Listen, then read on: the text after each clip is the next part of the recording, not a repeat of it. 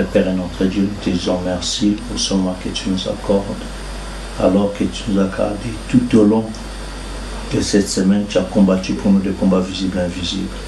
Ta grâce et ta miséricorde a permis à ce que ce soir, tes enfants, ainsi que moi, nous sommes au rendez-vous avec toi. Et nous te confions cette soirée.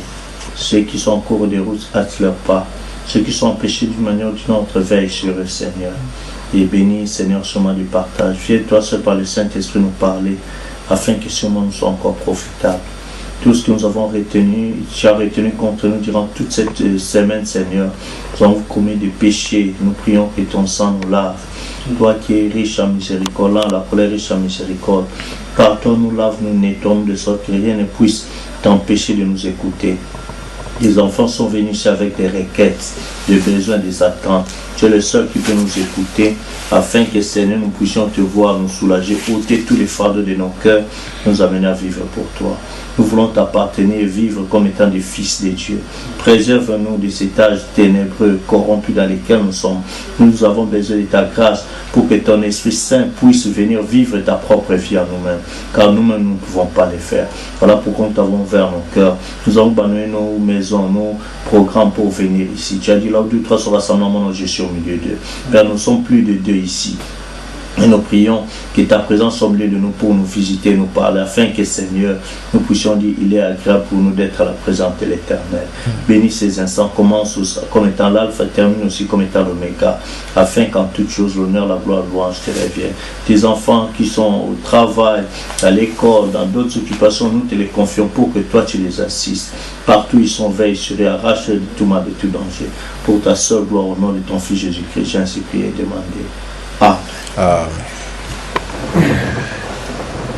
Bon, nous allons prendre un passage de la Bible dans Psaume, chapitre 40.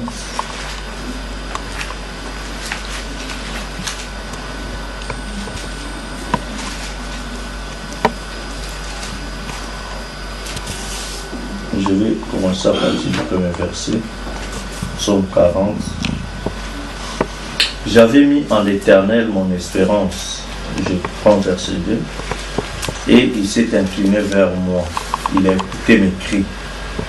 Il m'a retiré de la fosse de destruction du fond de la boue et il a dressé mes pieds sur le roc. Il a fermé mes pas. Il a mis dans ma bouche un cantique nouveau, une louange à notre Dieu. Beaucoup l'ont vu et ont eu de la crainte et ils se sont confiés en l'Éternel. Heureux l'homme qui place en l'Éternel sa confiance et qui ne se tourne pas vers les hautains et les menteurs. Tu as multiplié, Éternel mon Dieu, tes merveilles et tes desseins en notre faveur. Nul n'est comparable à toi. Je voudrais les publier et les proclamer, mais leur nombre est trop grand pour que je les raconte. Tu ne désires ni sacrifice ni offrande, tu m'as ouvert les oreilles. Tu ne demandes ni holocauste ni victime expiatoire, alors j'ai dit, je viens avec le rouleau du livre écrit pour moi. Je vais faire ta volonté, mon Dieu, et ta loi est au fond de mon cœur. J'annonce la justice à la grande assemblée, et voici, je ne ferme pas mes lèvres, Éternel, tu le sais. Je ne retiens pas dans mon cœur ta justice. Je publie ta vérité et ton salut. Je ne cache pas ta bonté et ta fidélité dans la grande assemblée. Toi, Éternel, tu ne me refuseras pas tes compassions, ta bonté et ta fidélité me regarderont toujours. Car des maux sans nombre m'environnent, les châtiments de mes iniquités m'atteignent, et je ne puis en supporter la vue. Ils sont trop nombreux que les cheveux de ma tête, et mon courage m'abandonne. Veuille me délivrer, ô Éternel. Éternel, viens en aide à mon secours. Que tous ensemble soient honteux, confus, ceux qui en veulent à ma vie pour l'enlever. Qu'ils reculent, rougissent, et ceux qui désirent ma perte, qu'ils soient dans la stupeur par le fait de leur honte, ceux qui me disent ha ha. Que tous ceux qui te cherchent soient dans l'allégresse et se réjouissent en toi. Que ceux qui aiment ton salut disent sans cesse, exalté soit l'Éternel. Moi je suis pauvre indigent, mais le Seigneur pense à moi. Tu es mon aide et mon libérateur.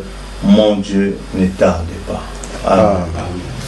Donc, ma petite exhortation de ce soir va s'articuler autour de notre confiance et notre espérance en l'Éternel. Amen. C'est là, en d'autres termes, tout simplement, nous devons placer notre foi en l'Éternel. Parce que si nous allons dans Hébreux, la Bible dit,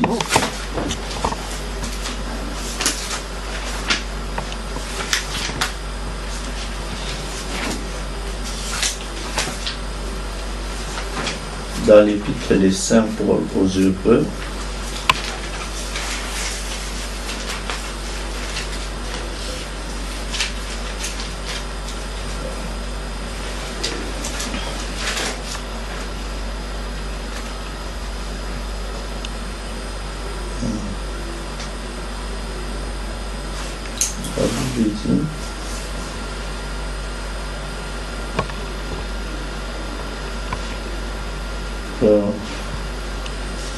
il faut que celui qui s'approche à Dieu croie que Dieu existe, n'est-ce pas? Et il est le rémunérateur de ceux qui le cherchent. Il dit,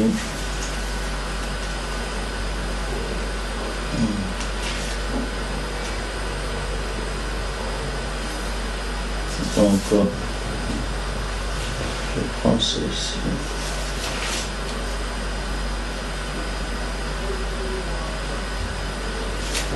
Donc, quand on croit déjà que Dieu existe et qu'il est le rémunérateur de ceux qui le recherchent, cela doit nous amener à une certaine confiance, à une certaine espérance. Parce que la foi, comme j'avais dit, dans Hébreux chapitre 11, il est dit, or, la foi est une ferme assurance des choses qu'on espère, une démonstration de celles qu'on ne voit pas. N'est-ce pas? Pour avoir possédé les anciens, obtenir un témoignage favorable. Et puis, la Bible dit,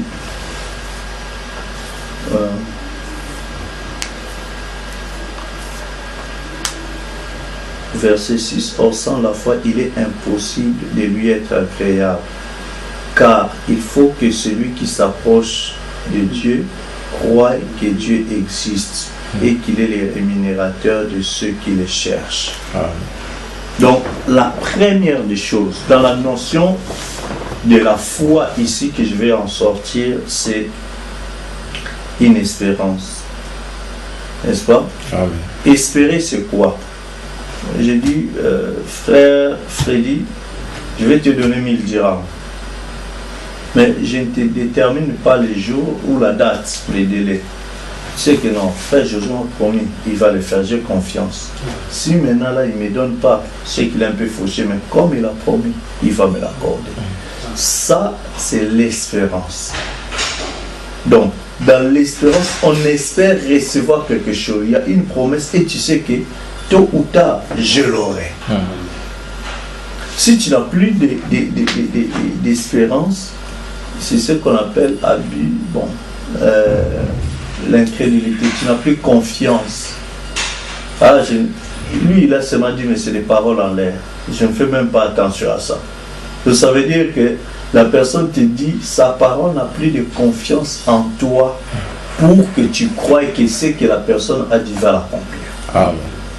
Mais quand Dieu nous parle, il a dit, heureux l'homme qui place en l'Éternel sa confiance. Donc, c'est un homme heureux. Cet homme-là est dans le bonheur d'avoir placé la confiance dans la parole de Dieu. Donc, Dieu dit que tu es heureux parce que quand moi je vais accomplir ça, tu pourras qu'être content, tu pourras que te réjouir. Mais c'est lui qui place sa confiance dans les choses de ce monde. La Bible dit, malheur à l'homme qui se confie à l'homme. C'est comme une malédiction quand l'homme place sa confiance en un homme, parce que l'homme c'est un être limité, c'est un être mortel, c'est quelqu'un qui a des hauts et des bas, il est sujet aux circonstances qui arrivent. Peut-être j'ai la volonté de t'aider, mais une circonstance qui m'est arrivée brusquement, je ne pouvais pas m'en passer. ça peut m'empêcher de réaliser un autre programme que j'avais déjà établi avec quelqu'un et tout ça. Et suite à cette circonstance, la personne qui vient va dire, ah vraiment je suis désolé, pardonne-moi, une histoire vraiment est arrivée brusque là, donc je ne pouvais pas faire autrement et tout ça. Donc si tu peux m'accorder encore confiance pour une autre date, un autre jour et tout ça. Pourquoi? Parce que l'homme est limité, mais Dieu n'est pas limité par les circonstances. C'est pourquoi Dieu dit, cet homme-là qui place sa confiance en lui, c'est déjà un homme heureux. Parce que le simple fait d'avoir placé la confiance en lui, Dieu apprécie cette attitude de un, et de deux, Dieu est capable de modifier, changer les circonstances pour t'accorder ce que toi tu aimes. Amen. La Bible dit, Élie était un homme de même nature que vous et moi. Il avait ses hauts et ses bas. Mais il a prié avec confiance, avec une ferme assurance qu'il ne puisse pas pleuvoir. Et il n'y a pas eu de pluie. Il a encore prié pour que la pluie puisse tomber et la pluie est tombée. Donc c'était un homme qui avait tellement confiance en Dieu que Dieu était au point où tout ce qu'il pouvait dire Élie, Dieu validait ça. Élie un jour il dit à Akab, comme toi tu as les chiens ont léché le sang du juste Naboth, toi aussi les chiens vont lécher ton sang. Ce n'était pas Dieu qui avait dit ça, de dire ça à Akab. Mais quand Élie a dit ça, Dieu au ciel, il a pris ça, il a dit Amen. La Bible nous dit, Dieu, après l'enlèvement d'Élie et tout ça, Dieu a organisé une conférence au ciel. Il a dit, qui est-ce que je vais envoyer pour aller séduire tous les prophètes là d'Akab pour accomplir la prophétie de mon serviteur Élie. Amen. Élie a fait la déclaration, il n'a même pas dit ainsi dit le Seigneur. Mais tellement qu'il était un homme qui avait confiance en Dieu, que ce qu'il faisait plaisait à Dieu, il a fait une déclaration et Dieu était obligé de prendre la parole d'Élie, s'approprier pour que ça devienne la parole de Dieu et accomplir ça. Oh, Dieu n'accomplit que sa parole. Exactement. Si Dieu commence à accomplir ta parole à toi, c'est que toi et Dieu vous devenez un. Amen. Voilà pourquoi la Bible dit, si mes paroles demeurent en vous et que vous demeurez dans ma parole, Amen. Demandez ce que vous voulez. C'est cela. Amen. Et il vous sera accordé. Or, au jour d'aujourd'hui, le monde dans lequel nous sommes en train de vivre, c'est un monde plein de désastres. C'est un monde plein de choses qui découragent. C'est un monde plein de situations, des événements qui nous troublent, qui nous attristent. Tu fais tel programme, 2 jours après, le programme ça change. Pourquoi? Parce que tu avais prévu réaliser suite à telle circonstance, tu n'es plus à mesure d'honorer ça. Alors tu dois vite faire encore autre chose. Et puis ça te retarde encore. Tu te dis, mais comment je vais encore faire ceci? Tu veux faire des petites économies, telle situation arrive brusquement, bon, je dois vite envoyer ceci, faire et tout ça. Alors, ça part. Quand on veut te proposer, vraiment, j'ai plus d'économie, j'aurais pu prendre ça, mais tout ça. Tristesse sur tristesse sur tristesse. Ça te pousse d'aller vers ceux qui réussissent dans la malhonnêteté. Parce que lui, après avoir volé là-bas, il peut toucher encore là-bas, toucher encore là-bas, toucher encore là-bas, il trompe, il fait la magouille, il a encore l'argent, toi, tu es là, mais celui-là, alors qu'on a commencé ensemble, lui, vraiment, ça marche bien, mais moi, comment ça marche pas? Est-ce que moi, vraiment, Dieu m'entend seulement? Et tout ça. Alors que tu ne sais pas que l'autre, là, que tu penses qu'il prospère, c'est dans des voies serpentées de la magouille. Mais Dieu dit, heureux l'homme qui place en l'Éternel sa confiance. Amen. Vous savez que la Bible dit, les méchants n'atteindront pas la moitié de leur jour. Les méchants, qui est appelé méchant, c'est tout celui qui ne prend pas la parole de Dieu en considération. Amen. Qui ne marche pas dans l'obéissance à la parole de Dieu, qui s'en fout de la parole de Dieu. Amen. Il sait ce que dit la parole de Dieu, mais il s'en fout carrément.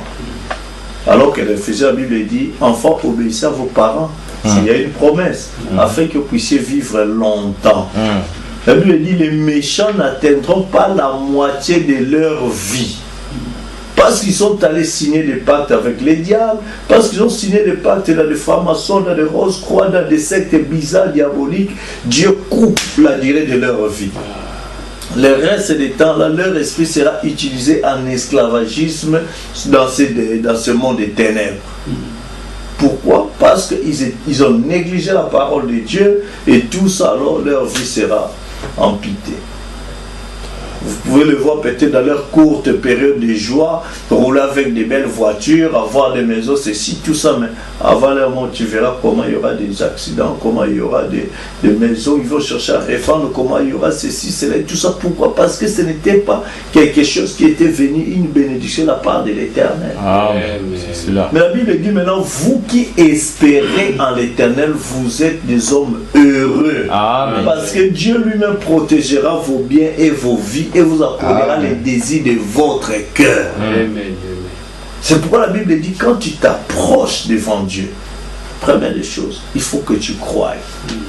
Il ne faut pas développer dans ta tête une attitude négative.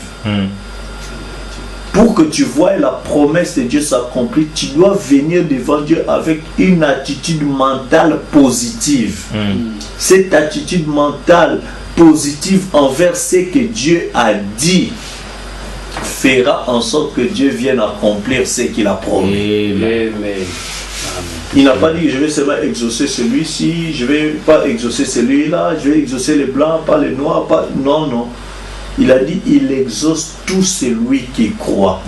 Tout est possible à Dieu et à celui qui croit. Exactement. Donc si toi tu crois, ta croyance ou ta foi doit avoir une confiance, doit être accompagnée d'une confiance absolue. Pas simplement dire que oui, je crois. Mais c'est trop en l'air. Quand la situation vient, de pression vient, tu abandonnes ce que tu as cru. Ça veut dire que tu n'avais pas cru, tu avais seulement sympathisé, tu avais fait semblant de croire. Mais croire en Dieu, c'est une ferme conviction qui devient pour toi une histoire de vie ou de mort. Seigneur, si je me débarrasse de ta parole, ça veut dire que je suis mort. Seigneur, si je dis que je crois ta parole, alors je suis prêt à aller jusqu'au témoignage, jusqu'à sceller mon témoignage avec le sang. Amen. Ça, c'est ça croire. Être convaincu. Seigneur, même si je vois que partout dans le monde, tout le monde abandonne le message, mais moi, je vais aller jusqu'au bout croyant en toi. S'il faut que je meure, j'aimerais mourir seul étant croyant du message. C'est cela, Seigneur. Ça, quand tu as déjà cette attitude, cette ferme conviction, quand tu t'approches devant Dieu pour demander, Dieu sait déjà, il va te l'accorder. Parce qu'il sait que tu es pleinement convaincu. C'est pourquoi Dieu dit, tu es un homme heureux. Parce que lui, il va commencer à te donner au prix de ta foi. Si ta foi, pour toi, Dieu est seulement grand quand il peut arriver à guérir seulement des maux de tête.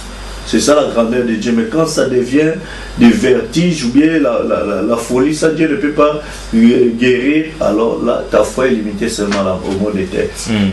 Ton Dieu est seulement grand par rapport à ta petite foi de mot de tête. Mais si toi, ton Dieu est capable, tu crois que Dieu peut te guérir du péché pour mener une vie de sainteté, alors tu comprends que tu as une grande foi qui ramène Dieu à te sauver de la vie de corruption de souillure pour te donner sa vie de sainteté. Parce que d'autres gens disent, mais comment quelqu'un peut vivre sur la terre sans avoir une petite amie, sans avoir un petit copain, sans faire ceci? Comment toi tu peux vivre avec le monde d'aujourd'hui? Il faut avoir l'esprit de Dieu en soi pour vivre au-dessus de cet esprit-là qui te pousse à devenir esclave des désirs de la chair. Amen. C'est pourquoi quand tu t'approches à Dieu, la première des choses, il faut croire à ce Dieu-là. Comment tu le crois? C'est en confessant de ta bouche. Ce que tu crois, il faut le dire. Il ne faut pas être un chrétien en cachetier. Non. Il faut que les gens connaissent ta position. Sauf que celui-là, il est comme ça, celui-là, il est comme ça. Il a des principes comme ça. Alors là, c'est bon. Mais quand c'est des chrétiens caméléons qui s'adaptent aux circonstances, là où il y a la magouille, il entre à la magouille, là où on vole, il entre dans les vols, là où on triche, il triche et tout ça, là où on prie, lui aussi il prie, tout ça. Alors Dieu dit, mais là c'est du n'importe quoi. C'est ce qu'on appelle avoir l'apparence de la piété. L'apparence des gens qui prient, mais qui ne prennent pas à cœur ce qu'ils prient. Amen. Parce que nous avons de réels problèmes. Nous avons des réels besoins pour lesquels nous voulons voir les dieux là qui a créé les cieux et la terre intervenir d'une manière inhabituelle, surnaturelle. Dans un pays étranger, il prend soin des étrangers. C'est lui seul qui peut te protéger, qui peut t'aider à surmonter toutes ces situations. Maintenant, si tu perds confiance, si tu perds la foi, tu n'as plus confiance dans sa parole infaillible, là où lui-même a dit les cieux et la terre passeront, mais mes paroles ne passeront pas. Si tu n'as plus confiance à ces genres de déclarations, alors tu n'as plus rien en quoi tu peux t'accrocher. Amen. Ça devient seulement une foi illusoire, une foi utopique, une foi intellectuelle. Tu te dis que je crois que Dieu existe, c'est parce que tu sais lire et tout ça. Mais ton Dieu là qui existe là, tu n'as pas assez de confiance que ce Dieu là peut entrer en scène, s'approprier de tes problèmes et commencer à traiter tes problèmes jusqu'à ce que toi tu puisses voir sa merger. Or c'est ce Dieu là que nous voulons voir en scène. Nous avons des projets de voir et d'être remplis du Saint-Esprit. Nous avons des projets de voir la sainteté de Dieu. Nous avons des projets de voir que nous-mêmes devenons des fils de Dieu manifestés. Mais comment nous pouvons les devenir si nous-mêmes n'avons pas confiance en lui? Est-ce que vous comprenez? De la première des choses, il faut s'approcher de Dieu avec confiance. La confiance, c'est que tu prends à cœur, tu prends en considération ce qu'il a dit. Et quand tu prends ça en considération, tu ne caches pas ça, mais tu le lui dis, tu le confesses de ta bouche. C'est Romain qui dit. Romain 9. Écoutez. Après les actes des apôtres, Romains chapitre 9.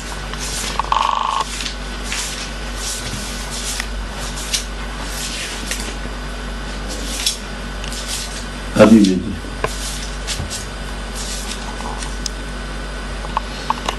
Je commence le chapitre 10.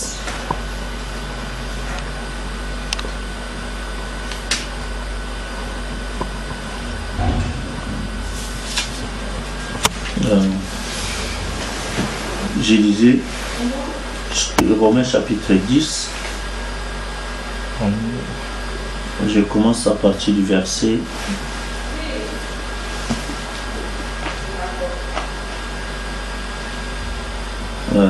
9. N'est-ce pas? Amen.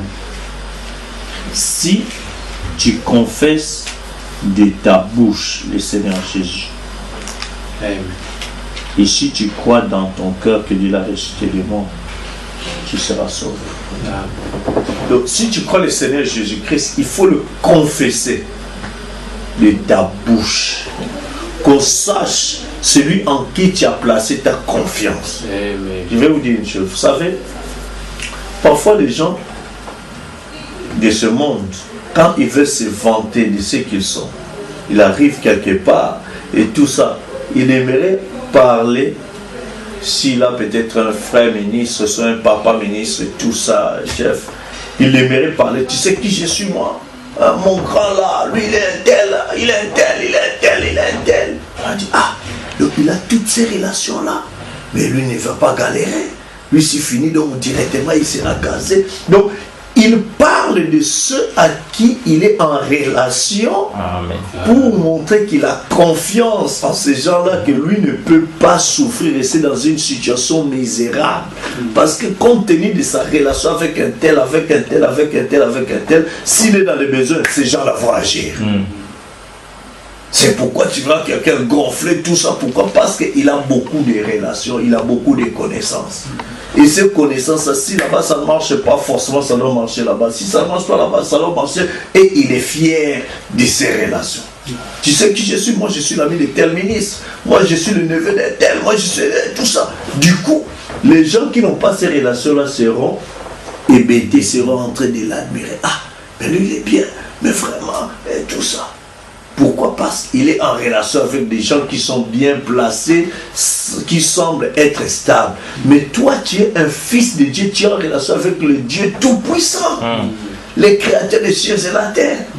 Tu es en relation avec le Dieu d'Abraham, le Dieu d'Isaac, le Dieu de Jacob, le Dieu de Daniel, le Dieu de David, et tout ça, le Seigneur Jésus-Christ, le Dieu de William Arambana. Ce qu'il a fait avec tous ces grands hommes-là, il les a aidés dans des situations difficiles. Tu es aussi le même croyant envers ce même Dieu-là. Ça veut dire que ta situation-là, c'est une situation que lui, il a déjà gérée. Amen. Donc lui présenter ça, c'est pas quelque chose qui va les dépasser, ça va pas l'embarrasser. Pour lui, c'est un petit problème parce qu'il a aidé déjà beaucoup de gens dans la même situation que toi. Amen. Donc quand tu t'approches à lui, tu dois croire, tu dois avoir une espérance, une ferme assurance. Parce que la foi, c'est une espérance. Des choses, c'est une ferme assurance des choses qu'on espère. Une démonstration de celles qu'on ne voit pas. Je te parle des choses qui sont tellement vraies, mais je ne peux pas te montrer ça comme ça. Mais ça se passe dans mon cœur. Mon cœur est tellement convaincu de ça. Que ce Dieu-là entre en scène. Si tu veux, je te prouve, je vais te montrer des exemples des gens que Dieu a déjà traités. Vous savez comment les médecins ou bien les gens gagnent des marchés, les entreprises gagnent des marchés. Ils ont toujours un cahier que j'appelle comme un cahier, pas cahier de charges, mais un cahier de partenaires. La liste des partenaires. Pour te montrer, moi dans ma boîte, je suis partenaire par exemple avec Maroc Télécom. Si Maroc Télécom a un problème de réseau, ils viennent me consulter. Si par exemple Méditel a des problèmes dans ceci, dans l'installation, j'ai déjà installé chez Maroc Télécom, chez là-bas. Donc tu montres les gens là où tu as déjà traité des entreprises stables et sérieux, on dira que non, ces gens-là ils connaissent le travail. Si les gens, par exemple, de la banque leur confient des travaux, si les gens de Air Maroc, si les gens des grandes entreprises leur donnent des marchés, c'est qu'ils sont des connaisseurs, ils sont corrects, ils sont sérieux, du coup ça ajoute du crédit, ça donne plus de valeur. Et si nous aussi, nous montrons que nous traitons avec le Dieu Tout-Puissant. Nous traitons ça. Ce que Dieu a déjà fait pour moi, avec tout ça, il va faire aussi avec moi. Oh mes frères, quand je m'approche devant Dieu, je dois lui faire confiance. Je dois lui parler non pas comme quelqu'un qui imagine des choses, mais je dois lui parler du plus profond de mon cœur. Lui dire, Seigneur, toi tu es Dieu. Tu es la parole infaillible. Tu es devenu cher en la personne du Seigneur Jésus qui a porté nos fardeaux à la croix.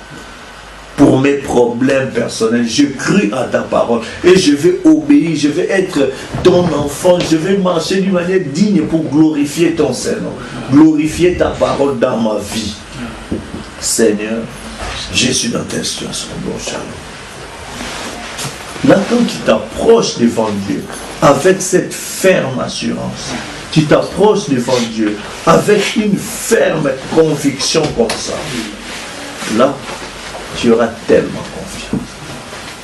Comme je disais, il y a des entreprises pour valoriser ce que tu montres tes partenaires avec qui tu as traité. Avec qui tu as traité. Comme ça, les clients qui viennent chez toi, je donne un exemple. Si toi, par exemple, tu es un couturier, n'est-ce pas? Et que tu vois les présidents, les grands présidents de ce monde, toi, tu leur confectionnes des habits. Si moi je viens et que tu essaies de coudre pour moi, quand je vais sortir, je vais vanter ton nom. Tu sais ça, qui a cousu ça? C'est la personne qui habille le président.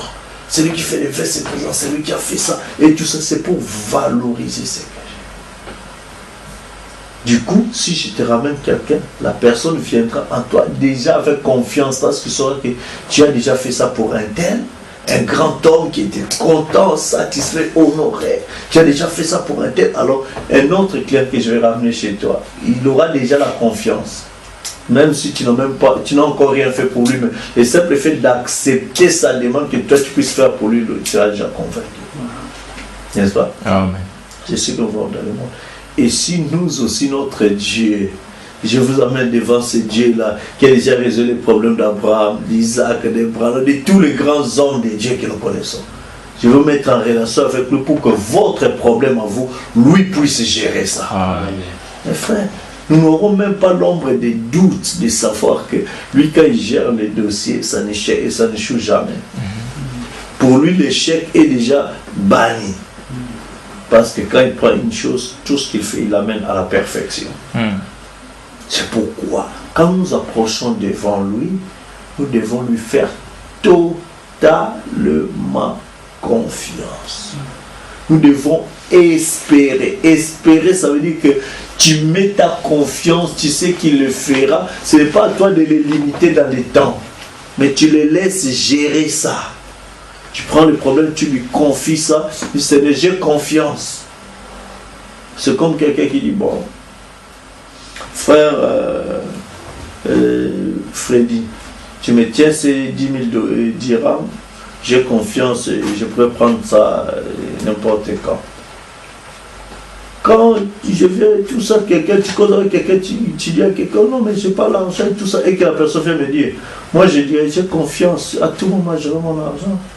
Peut-être pour toi il t'a rien dit, mais pour moi j'ai confiance que l'argent est intact. Pourquoi? Parce que je ne regarde plus le temps, mais je regarde mon niveau de confiance envers toi. Même si tu me dis, je viens pour prendre ça, je dis, écoute, frère, je ne sais pas, non, attends d'abord demain parce que là, j'ai quelque chose et tout ça. J'ai déjà confiance que rien ne me dérange. Amen. Et avec Dieu aussi, si tu demandes quelque chose et qu'à l'instant là, il ne te donne pas, il faut que ta confiance puisse surmonter la situation là, cette circonstance là pour laquelle peut-être tu voulais seulement recevoir là, cet instant-là, mais ce n'est pas encore arrivé. Aie confiance qu'il te l'accordera. Notre Dieu n'est jamais en retard. Même pas d'une seconde, même pas d'une minute. Quand il donne, il répond au temps convenable, au moment opportun. C'est pourquoi je dis notre confiance envers Dieu ne doit pas faiblir. Le diable viendra nous éprouver, nous tenter pour dire, tu vois, Dieu n'a même pas entendu, Dieu n'a même pas exaucé, tu as toujours les mêmes douleurs, tu as toujours la même galère, tu continues toujours à souffrir et tout ça. Tu penses que vraiment Dieu t'a écouté vraiment? Ça c'est pour te faire raisonner et te faire perdre la confiance. La Bible dit, il faut que celui qui s'approche à Dieu croie que Dieu existe et qu'il est le rémunérateur de ceux qui le cherchent. Amen. Amen. Ça, c'est la première des choses. Donc, maintenant, la deuxième des choses, donc c'est pour dire que notre foi envers Dieu, nous devons confesser cela. Nous ne devons pas être des chrétiens cachetiers. Et puis, une fois cela, nous allons prendre...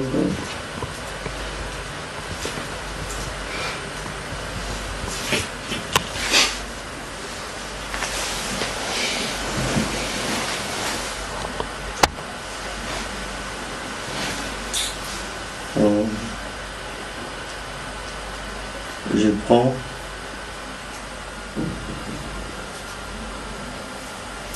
dans Romains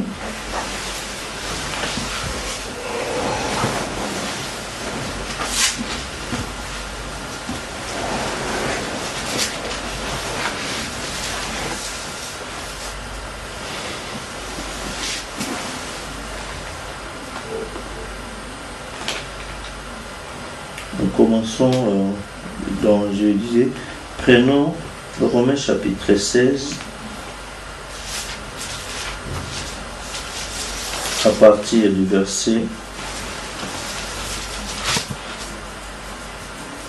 17. Frère Péché va lire 17, 18. Frère Philippe lira 19, 20. Frère Freddy va lire 21, 22. Je vais lire 23, 24. Et puis, frère Péché va lire 25, 26 et frère Philippe 27. Donc, Romains, chapitre 16, à partir de verset 17. Lisons notre Seigneur. Amen. Je vous exhorte, frères, à prendre garde à ceux qui causent des divisions et des scandales au préjudice de l'enseignement que vous avez reçu. Éloignez-vous d'eux, car de tels hommes ne servent point Christ comme Seigneur, mais leur propre ventre, et par des paroles douces et flatteuses, ils séduisent les cœurs des simples.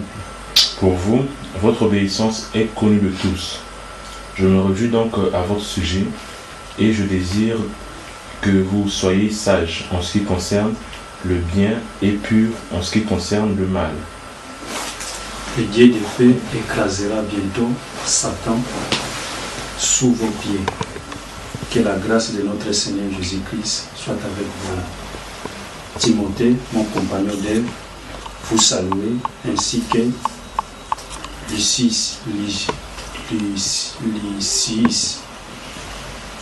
Jason et Jostraté, mes parents. Je vous salue dans le Seigneur, moi, Tertius, qui est écrit cette lettre. Gaïus, mon hôte, et celui de toute l'Église vous salue. Eraste, les trésoriers de la ville vous saluent, ainsi que le frère Quartus. Que la grâce de notre Seigneur Jésus soit avec vous tous. Amen. Verset 25. À celui qui peut vous affermir selon mon évangile et de la prédication de Jésus-Christ, conformément à la révélation du mystère caché pendant des siècles, Mais manifesté maintenant par les écrits des prophètes, d'après l'ordre du Dieu éternel, et porté à la connaissance de toutes les nations, afin qu'elles vous obéissent à la foi. À Dieu, seul sage, soit la gloire au siècle des siècles, par Jésus-Christ. Amen. Amen. Vous voyez, quelque chose qui nous dit la première des choses, quand on a confiance, on veut s'approcher de Dieu. Dans Romains, il nous conseille de prendre des écarts, de prendre garde à ceux qui causent des divisions et des scandales au préjudice d'enseignement que vous avez reçu. Éloignez-vous d'eux. Il y a des faux frères qui existent. Il vient dans le milieu, quand on est dans le milieu du croyant et tout ça, il entend la parole, mais au lieu de t'aider à vivre la parole, il vient te raconter des histoires de futilité qui n'amènent pas en toi une vie de sainteté, mais une vie qui t'amènera dans des débats, dans des critiques, dans des histoires inutiles. Ça, c'est un esprit. Et Paul dit, éloignez-vous de ces gens-là. Restez sobre, restez accrochés à l'évangile que vous avez reçu pour vivre cela. Il y a des gens qui viennent, ils n'ont pas mangé tout ça depuis le matin jusqu'à un certain temps. Bon, qu'est-ce que je fais? Comment je vais manger? Bon, je vais voir frère Proche-Cœur. Il vient, frère voulait méditer, tout ça, bon, il commence à lui bombarder des histoires. Bon, frère, fait d'abord manger, on mange, après, on continue. Donc, tu vois, quelqu'un qui voulait se consacrer, au nom de la communion fraternelle, il ne s'est pas consacré, mais plein d'histoires qu'on raconte. Après, il quitte là-bas, il va encore ailleurs. C'est toujours des histoires comme ça, mais au lieu d'avoir une vie d'abandon à Dieu, une vie de sainteté, une vie de méditation, non. Il dit que ça, c'est des esprits, c'est des faux frères, des faux croyants, des discoureurs inutiles. Nous avons ce message, non pas pour discourir, mais pour vivre ça. Maintenant, tout frère, toute sœur qui ne t'aide pas à te rapprocher à une vie de sainteté, à une vie d'abandon, à une vie vécue de ce message, prends des distances. Dis ouvertement, frère, tu sais, chaque fois que je suis à tes côtés, je manque mes moments de méditation. Si viens maintenant, toi frère, tu n'aimes pas la communion fraternelle, mais oui, cette communion ne m'apprend pas quelque chose pour m'édifier, à me rapprocher de Christ. Alors, si tu commences à tenir des propos comme ça, tu verras, la prochaine fois, la personne, comme il n'a pas la profondeur de Dieu en lui, va prendre des écarts. Parce qu'il saura que pour aller chez celui-là, il faut parler du message, il faut parler d'une vie de sainteté, soit la prière, soit des choses comme ça. Or, il n'a pas cette profondeur, alors il va prendre des écarts. Il va s'éloigner de toi direct, automatiquement. Pourquoi tu as été direct? Il ne faut pas avoir peur des personnes, mais il faut avoir que la crainte de Dieu. La crainte de Dieu, c'est le commencement de la sagesse. Nous disons Amen. Amen. Et quand nous nous approchons devant Dieu, c'est souvent quand nous avons des problèmes pour lui soumettre dans la prière. Quand nous avons des problèmes, alors nous devons lui faire confiance. La confiance que nous devons avoir envers Dieu ne doit pas être quand je vois que mon compte est bombé, alors là j'ai confiance que quand je vais demander à Dieu, Dieu va me l'accorder. Là tu as confiance dans ton compte, tu n'as pas confiance en Dieu. Amen. Mais quand il y a vide et que tu places la confiance en Dieu, alors ça c'est une confiance sincère. Parce que là, c'est du néant, Dieu va faire quelque chose. Amen. Et c'est ce qui doit être notre attitude pour tout problème que nous avons. Il faut croire, il faut que celui qui s'approche de Dieu croie que Dieu existe. Et comme je sais qu'il existe, mon problème en moi, il ne va pas ignorer ça.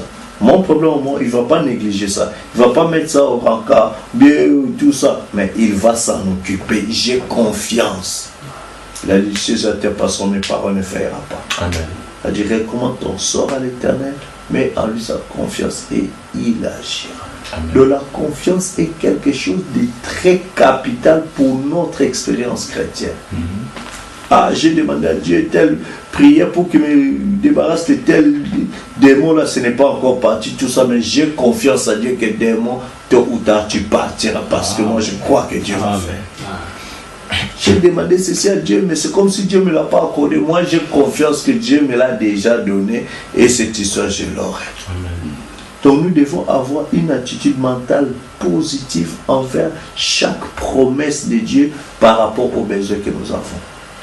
Lui faire confiance et tu verras comment Dieu entre en toi. Quand tu le doutes, tu le boudes, il prend des écarts. Mais quand tu lui fais confiance, Dieu se rapproche. Se rapproche jusqu'à ce qu'il devienne une réalité fausse. C'est pour devoir prendre à confesser des paroles positives, des paroles justes pour voir Dieu entrer en scène et voir Dieu agir dans nos vies. Amen. Amen. Sinon, nous allons faire du blabla. Amen. Nous serons des chrétiens blablabla en l'air. Mais nous ne voulons pas être des chrétiens à moitié ou des demi-chrétiens. Nous voulons être des vrais chrétiens. Ou on ne soit pas des chrétiens du tout, on fait des distractions. Ou soit on adore un vrai Dieu qui écoute nos problèmes, qui répond à nos problèmes. Ou on n'adore pas du tout. À quoi bon faire comme les Arabes, en cours de route, ils prennent des tapis, ils mettent là-bas, ils tapent leur front par terre et tout ça. Après, quand il y a des problèmes, se dire on ne peut pas agir. Ça ne va pas. Notre Dieu doit agir parce que nous nous faisons confiance. Et il a dit que celui qui en veut plus grand que celui qui est dans les mondes. Et si lui en nous, il est sous forme de la parole que nous avons crue, sa parole est esprit et vie. Amen. Sa parole doit vivre en nous et ramener cet esprit qui est au-dessus de l'esprit qui est dans le monde pour pouvoir dominer ces esprits-là. Et là, nous verrons Dieu entrer en scène. Donc, voilà en quelque sorte ce que j'avais dit. Quand nous nous approchons devant Dieu, nous devons lui faire confiance. Heureux celui qui place sa confiance en l'éternel. Qui ne place pas sa confiance envers les gens de ce monde, mais envers l'éternel. Parce que l'éternel, il est le maître des temps et des circonstances. C'est lui qui a tous les pouvoirs d'aller sur la terre. Et c'est lui qui est le tout en tout. Quand nous plaçons confiance en lui et que sous fond de la parole promise, nous acceptons cela, nous demandons, lui qui veut avoir une épouse sans tache, ni ride, ni rien de semblable, qui fasse de nous de cette épouse. Fasse à nous cette épouse qui mène une vie de sainteté, que sa sainteté vienne en nous, pour que quand nous marcherons, qu'on voie sa sainteté en nous. Frère, là nous verrons le Dieu véritable entrer en scène. Là nous verrons le Dieu de Branham être encore d'actualité. Là, nous verrons que nos problèmes que nous avons seront des petits problèmes devant notre Dieu. Amen. Là, nous verrons que lui qui a déjà résolu les grands dossiers, notre dossier sera un dossier qui va traiter rapidement. Nous devons lui faire confiance et avoir une ferme assurance. Lui confier. C'est quand nous lui demandons, sachons aussi lui rappeler, Seigneur, dès que je l'aurai, voici ta part. Voici ce que je ferai pour toi. Voici ce que je ferai pour toi. Voici ce que je ferai pour toi. Et là, vous verrez comment Dieu entrera en scène. Amen. Amen. Nous allons chanter, prier.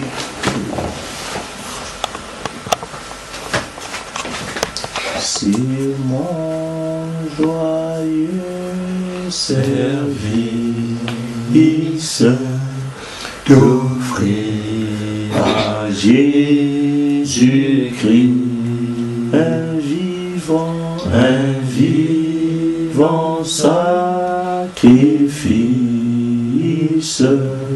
mon corps et mon esprit lui accepte mon offrande, bien-aimé Fils de Dieu, et que sur moi descende la flamme du Seigneur. Nous allons prier le Seigneur pour les remercier pour ce mois qui nous a accordé la communion fraternelle, priant le Seigneur chaque élément. Jésus-Christ, parce que tu as permis que pour ce soir, pour Dieu, que nous bénissions au Jésus-Christ, malgré nos occupations, Jésus-Christ, devant le Seigneur, Toi qui as dit, approchez-vous de l'Éternel, s'approchera de vous. Toi qui as dit, tout ce que vous demanderez au Père à mon nom, je le ferai. Nous approchons devant ton trône de grâce et de miséricorde. Te dire merci parce que tu nous as encore parlé. C'est la confiance de l'homme qui place sa confiance en l'Éternel. Seigneur, nous nous estimons comme étant des hommes heureux parce que notre confiance est en toi. Toi qui prends soin des étrangers. Nous sommes étrangers dans ce pays et nous avons beaucoup de projets. Tu nous as placés dans ce pays pour que nous puissions te refléter, Seigneur. Notre prière fait que notre foi en toi ne soit pas une foi en l'air, mais toi, le Dieu d'Élie, le Dieu d'Enoch, de Moïse, Seigneur, le Dieu des apôtres, le Dieu d'Abraham, d'Isaac, d'Israël, de Jacob, Seigneur, oh Dieu, nous voulons que tu sois notre Dieu. Alors que Seigneur, tu es le Seigneur Jésus-Christ, la parole rendue manifeste en ces temps du soir. Tu as confirmé Malachie 4, Apocalypse 10, Luc 17, 30, Zacharie 14, Hébreux 13, 8. Nous montrons que Jésus-Christ est le même hier, aujourd'hui, pour toujours. Nous ne voulons pas réciter cela simplement. Si toi qui es le même, si tu ne peux pas agir pour nous dans nos situations d'aujourd'hui, oh Dieu, pour qui d'autre tu vas le faire? Amen. Car tu as déjà agi pour ceux du passé. Amen. Et nous sommes au temps présent, Seigneur. Nous venons invoquer ton Saint-Nom par rapport à chacune des requêtes dans les cœurs de chaque fils et chaque fille de Dieu ici, Seigneur. Que toi qui écoutes les prières, qui exauces, que tu exauces, Seigneur. Pardonne-la, que rien ne puisse t'empêcher de nous écouter. Et viens déployer ta gloire et ta magnificence envers nous, afin que, Seigneur, nous puissions voir ta gloire agir parmi nous. Alors que Dieu, tu viens nous parler sur la foi, augmente notre foi. Donne-nous la confiance de croire ce que nous te demandons. Amen. Oh Dieu, tu es tellement élevé pour accomplir cela, Seigneur. Amen. Tu as déjà, oh Dieu, secouru beaucoup d'autres. Notre Père Abraham, tu as secouru Isaac, tu as secouru Jacob, Joseph, Seigneur. Beaucoup de gens dans la Bible étaient dans des situations difficiles. Toi, tu les as secourus. Tu as secouru Daniel dans la fosse au lion, les 3 Hébreux dans la fournaise ardente. Seigneur, notre problème n'est rien, Seigneur. Tu as ressuscité même Lazare, Seigneur. Tu as fait des grandes choses en ce temps du soir. Tu as été manifesté à la chair humaine de William Aaron Branham. Père éternel, nous prions que tu nous laves, que tu nous purifies, que tu augmentes notre confiance pour que tout ce que toi tu as déjà fait dans William Branham, que nos problèmes nous puissent trouver encore exaucement des prières devant toi pour te voir agir. Pour ceux qui veulent voyager, pour ceux qui veulent le mariage, pour ceux qui veulent travailler, pour ceux qui ont besoin d'argent, pour ceux qui ont besoin de la stabilité dans leur expérience chrétienne, celle du Saint-Esprit. Donne de l'argent, donne le mariage, donne le voyage. Et Seigneur, guéris les malades, Seigneur. Que ta grâce puisse demeurer avec nous, afin que nous puissions vivre pour toi. Garde-nous loin de l'influence du monde, loin du péché, loin de la convoite de la chair, convoite des yeux, l'orgueil de la vie. Garde-nous petits et humbles, pour que ta parole puisse avoir la prééminence sur nous. Bénis tes enfants dans des hôpitaux, dans des prisons, Seigneur, dans des situations difficiles, veille sur eux, arrache de tout le greffe de l'ennemi, mais que Seigneur, tu nous ramènes plus près de toi, afin de vivre dans les lieux célestes en Jésus-Christ. Au reste, Seigneur, et son heure, gloire et louange. Bénis tes enfants, frère Prosper qui a ouvert la porte de sa chambre pour que s'établisse cette réunion de prière, puisse le bénir. Pasteur Pigé, là où il est, pense, et nous pensons à lui, nous prions que tu le bénisses, Seigneur, que tu le gardes plus près de toi, Seigneur. Et chaque fils et chaque fille de Dieu, dans cette ville, dans ce pays, veille sur nos gardes plus près de toi.